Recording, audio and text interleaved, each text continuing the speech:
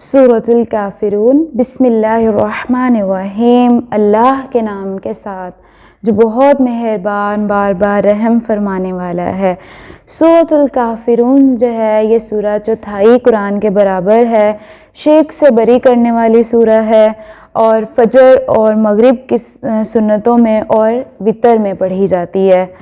تو ہم اس کو شروع کرتے ہیں۔ قل کہہ دیجئے یا ایہا، یا ایہا جو ہے وہ مخاطب کرنے کا انداز ہے، اے یا ایہا الکافرون، اے کافرو، کہہ دو اے کافرو، لا اعبد، نہیں میں عبادت کرتا، ما تعبدون، تم جس کی عبادت کرتے ہو۔ تو کس کو کہا جا رہا ہے؟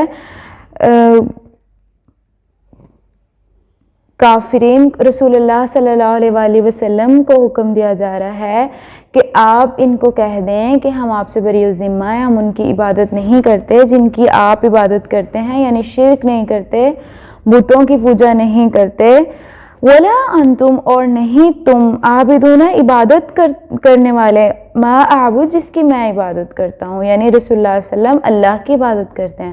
اور مشرکین جو ہیں وہ آپ کی بات نہیں مانتے، تو کہہ دیں کہ ان کا ذمہ ان کے اوپر ہے، آپ کا ذمہ آپ کے اوپر ہے، ولا انا، اور نہیں میں، عابد، عبادت کرنے والا، ما عبدتم، جس کی تم عبادت کرتے ہو، ولا، اور نہیں، انتم، تم، عابدون، عبادت کرنے والے، ما اعبد، جس کی میں عبادت کرتا ہوں، لکم دینکم ولی دین۔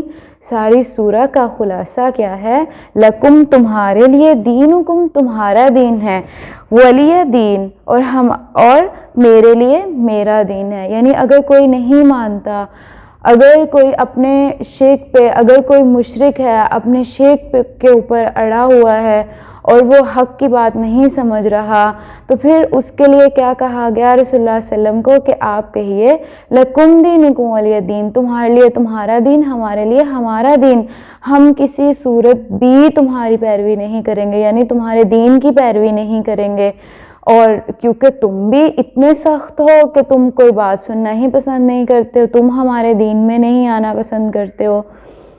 تو اصل میں ہمیں سمجھایا گیا ہے، بتایا گیا ہے کہ عبادت صرف اللہ کی کرنی ہے، اللہ کے ساتھ کسی کو شریک نہیں کرنا، اور غیر اقوام کی تقلید سے بچنا ہے۔